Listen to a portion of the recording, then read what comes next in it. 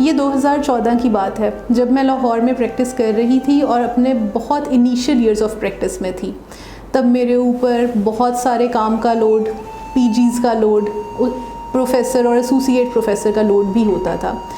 Gynae का unit full भरा हुआ होता था, इवन के बेड के लिए मरीज़ों को लड़ना पड़ता था। इस दौरान ही हमारे पास इमरजेंसी में एक पेशेंट लैंड हुई, जो कि हम लोगों ने जब जाके उनको देखा, उनके वाइटल्स चेक किए, she was declared dead with a so called surprise कि उनको एक प्रेगनेंसी भी थी जो कि तकरीबन 8 से 9 महीने की थी। जब उनके ख़ानदान से पूछा गया तो उन्होंने बताया कि ये उनकी 9वीं प्रेगनेंसी थी और जिसके दरमियान उनके 3 ऑपरेशंस हो चुके थे। डेथ की वजह दर्दें लगने का इंतज़ार करना, ऑपरेशन के बाद मल्टीपल प्रेगनेंसीज़ और उसके बाद यूट्रस का फट जाना। अब इस तरह के इवेंट्स आपको हर हस्पताल में, चाहे वो गवर्नमेंट का हस्पताल हो या प्राइवेट हस्पताल हो, डेली रूटीन में आपको देखने को मिलते हैं। कोई इंसान फैमिली प्लानिंग के बारे में बात जब करता है तो मल्टीपल किस्म के हमारे पास कंसर्न्स आते हैं, लेकिन आप अपने कंसर्न्स को बेहतर तरीके से अपने गायनेकोलॉजिस्ट के साथ डिस्कस कर सकते हैं और अपना फैमिली प्लानिंग का मेथड चूज़ कर सकते हैं। फैमिली प्लानिंग का हर मेथड डिफरेंट किस्म की हेल्थ कंडीशंस को मद्देनज़र रखते हुए डिज़ाइन किया जाता है। हर मेथड वक्फे के ड्यूरेशन को देखकर डिज़ाइन किया जाता है। इसलिए अपने गायनेकोलॉजिस्ट से बात कीजिए, उनसे मशवरा ज़रूर लीजिए। मल्टीपल प्रेगनेंसीज़ होना, चाहे प्रेगनेंसी की आउटकम आपकी नॉर्मल डिलीवरी से है या सिजेरियन सेक्शन से है, दोनों के अंदर मुनासिब वक्फ़ा होना बहुत ज़रूरी है। नॉर्मल डिलीवरी के केस में आपके यूट्रस को हीलिंग का एक टाइम चाहिए होता है, जो कि 6 महीने का वक्त होता है। कोशिश करें कि 6 महीने से पहले दोबारा कंसीव मत करें। ये अपेरेंटली आपको लग रहा होता है कि आप अस्पताल पहुंची, आपका बच्चा डिलीवर हुआ और सेम ही डे आपको वापस भेज दिया गया और उसके बाद आप सारे काम उसी तरह कर लेंगी और दोबारा फ़ौरन कंसीव भी कर सकती हैं। ऐसा नहीं है। आपके यूट्रस को हीलिंग के लिए टाइम चाहिए। जैसे आपको कोई चोट लगती है, आपके कट को भरने के लिए जिल्द पे टाइम चाहिए होता है, इसी तरह आपके यूट्रस को हीलिंग के लिए टाइम चाहिए। Same goes for caesarean section. आपके सिजेरियन सेक्शन के दौरान आपको नज़र आने वाला सिर्फ एक लेयर का आपकी स्किन का कट होता है, जबकि नीचे आपकी मल्टीपल लेयर्स कटी होती हैं, जिनके अंदर आपकी 3 लेयर्स ऑफ मसल्स आती हैं जो कट हुई होती हैं। अब उस कट को भरने के लिए कम से कम 2 से 2.5 साल का टाइम रिक्वायर्ड होता है। आपकी ऊपर वाली लेयर तो 11 से 15 दिन के अंदर भर जाती है।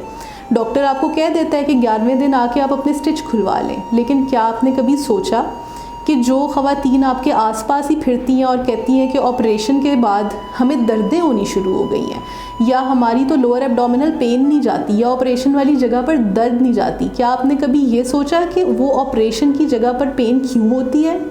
वो इसलिए होती है कि जब 11वें दिन आपको ये बताया जाता है कि आपके स्टिच खुल गए हैं, तो ख़वातीन यूजुअली जाके घर के सारे भारी काम, हर काम उसी तरह करना शुरू कर देती हैं जैसे वो रूटीन में कर रही होती हैं। क्या आपने कभी ये सोचा कि नीचे वाली लेयर्स का क्या होगा?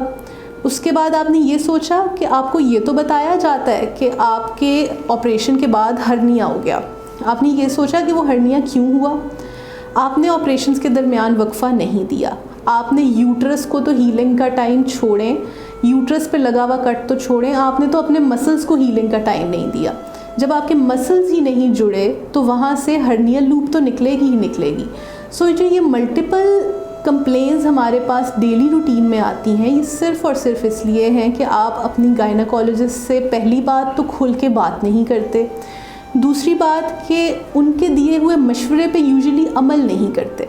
अगर आपको एक गायनेकोलॉजिस्ट ये कह रहा है कि अब आपकी फैमिली कंप्लीट है या आप अगले बच्चे के दरमियान में एक मुतनासिब वक्फा दे सकते हैं, तो प्लीज़ उनकी बात को अंडरस्टैंड कीजिए। अब इसके अंदर आपके रिसोर्सेज का फैक्टर भी आता है। इसके अंदर हम डिफरेंट डेली रूटीन में लोगों की डिफरेंट किस्म के बातें, उनके डिफरेंट किस्म के व्यूज़ भी सुनते हैं। कुछ के व्यूज़ ऐसे होते हैं कि जी 2 बच्चे 3 बच्चे इकट्ठे पैदा कर लेंगे तो इकट्ठे पल बढ़ जाएंगे। वो आपके इकट्ठे पलने बढ़ने के चक्कर में आपके जो यूट्रस के हालात हैं वो ख़राब कर देते हैं और एंड में आपको वो यूट्रस निकलवाना पड़ता है। Through hysterectomy, right. सो इसके अलावा आपने कभी भी ये सोचा है कि जो इतनी मल्टीपल कॉम्प्लिकेशंस आ रही होती हैं after caesarean section and after like everything, वो किस वजह से आ रही होती हैं? आपने कभी भी उसके दौरान मुतनासिब वक्फ़ा नहीं दिया। आपने कोशिश की कि एक बच्चा डिलीवर हुआ, उस खातून का ऑपरेशन हुआ और आपने कोशिश की कि एक नए सिरे से हमल ठहर जाए। खुदा ना खास्ता किसी भी वजह से आपका यूट्रस प्रॉपरली हील नहीं हुआ, आपने उसको प्रॉपर टाइम नहीं दिया, ये एक नेचुरल बॉडी का मैकेनिज़्म है कि हमल जब सही तरह से नहीं ठहरता तो बॉडी उसको नेचुरली अबॉर्ट करने की कोशिश करती है। जब आपकी बॉडी ने उसको नेचुरली, गॉड फॉरबिड, अबॉर्ट करने की कोशिश की और वो किसी भी तरह मिसकैरेज की तरफ चला गया, आप जिस भी डॉक्टर के पास जाएंगे वो उसके खातून की डीएनसी करने से अवॉइड करेगा, कोशिश करेगा कि पिल्स से या किसी भी तरह वो कॉन्ट्रासेप्शन के जो मटेरियल है वो अंदर से क्लियर हो जाए, प्रोडक्ट्स ऑफ कॉन्ट्रासेप्शन, राइट। सो वो इसीलिए कोशिश करते हैं क्योंकि यूट्रस पे पहले ऑलरेडी एक जगह कट लगा हुआ है, यूट्रस वहाँ से वीक है। व्हाट इफ़ के डीएनसी के दौरान वहाँ से डायलिटेशन एंड क्यूरेटार्ज, डीएनसी का मतलब डायलिटेशन एंड क्यूरेटार्ज, क्यूरेटार्ज का मतलब एक चीज़ को खुरचना, कि वहाँ से जब आप यूट्रस की सफाई कर रहे हो या उसको खुरच रहे हो, वहाँ से आपका यूट्रस ऑलरेडी वीक है, व्हाट इफ़ के वहाँ से वो परफोरेट कर जाए, ऑन द स्पॉट उस खातून की डेथ हो सकती है। सो आप सिर्फ, हमारे लिए प्रेगनेंसी का एक अच्छा आउटकम ये होता है कि माँ और बच्चे दोनों की सेहत बहुत बेहतर हो, एक हेल्दी मदर के हाथों में उसका एक हेल्दी बेबी हो, ये हमारे लिए आउटकम है। हमारे लिए रिपीटेड किस्म की मिसकैरेजेस कोई सक्सेसफुल आउटकम नहीं है। सो इसलिए हमेशा कंसीव करने से पहले ये सोच लें कि क्या ये एक सक्सेसफुल आउटकम देगा या नहीं देगा।